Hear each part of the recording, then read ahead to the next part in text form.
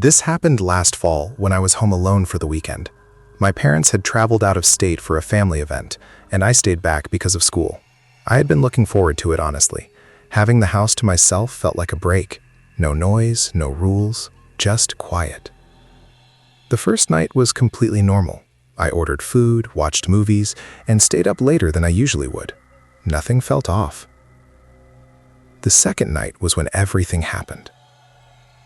It was around 10:45 p.m. when I realized I had forgotten to take the trash out. It wasn't a big deal, but I didn't want to deal with it in the morning, so I figured I'd just do it quickly before going to bed. Our backyard is connected to a narrow side path that leads to a wooden gate where the trash bins are kept. The fence around the yard is tall, and the gate is usually locked from the inside. I turned on the back porch light and stepped outside with the trash bag.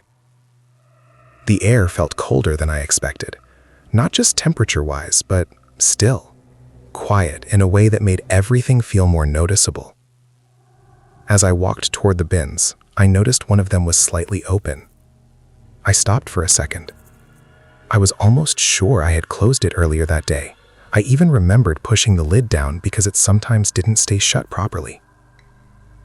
I stood there, staring at it longer than I should have, trying to convince myself it was nothing. Then I kept walking. Each step felt louder than normal on the ground.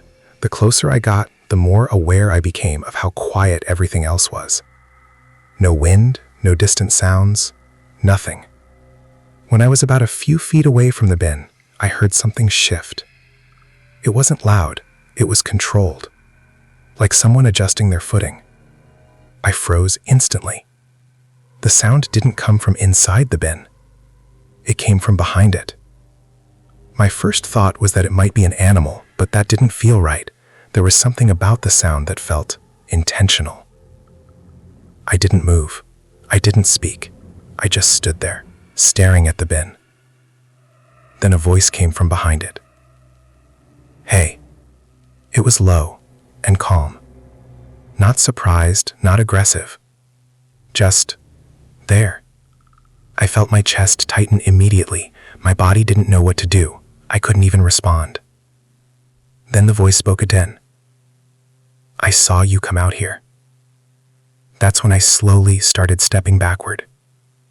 I didn't turn around. I didn't run. I just kept my eyes locked on the bin. For a second, nothing happened. Then he stepped out. He didn't rush. He didn't try to scare me. He just moved into view like he had been there the entire time, waiting for me to notice him. He was already inside the yard. That's what made it worse. I remembered thinking that immediately. Not how he got there, not what he wanted, just the fact that he was already in. He was wearing a dark hoodie, and I couldn't clearly see his face because of the angle and the lighting, but I could tell he was looking straight at me. There was no hesitation in the way he stood, no panic.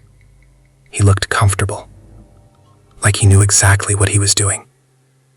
I turned and ran back to the house. I didn't care about being quiet anymore. I just ran, got inside, and slammed the door shut behind me.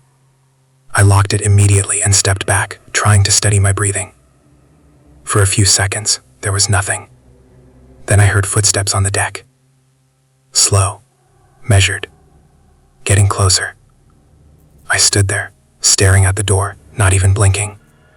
The footsteps stopped right outside. Then the doorknob moved. It turned slowly, like whoever was on the other side expected it to open.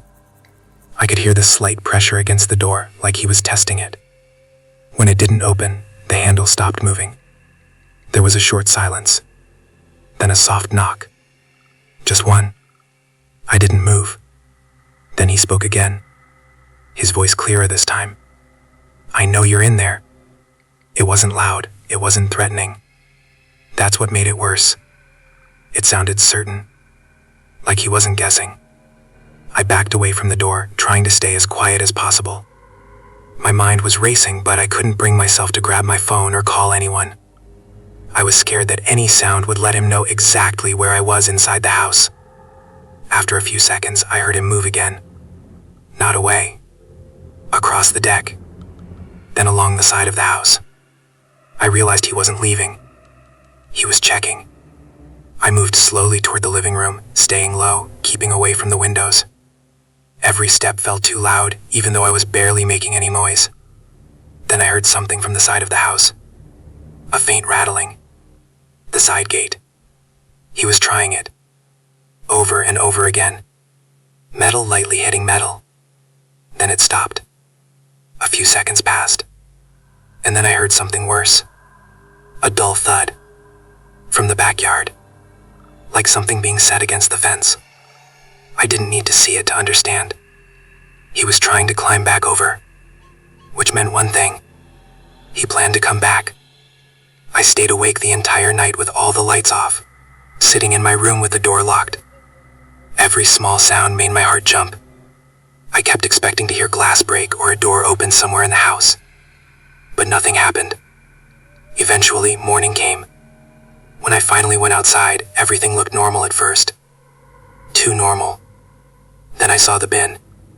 It was wide open now. Completely. I walked closer, keeping my distance from the fence. That's when I noticed the ground behind it. There were footprints. Clear ones.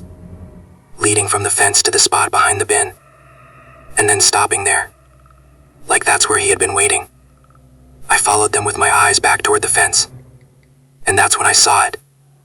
A wooden crate. Placed right up against it. Positioned perfectly for someone to climb over. But what stayed with me the most wasn't any of that. It was something else. Something I didn't notice until I looked at the back door again.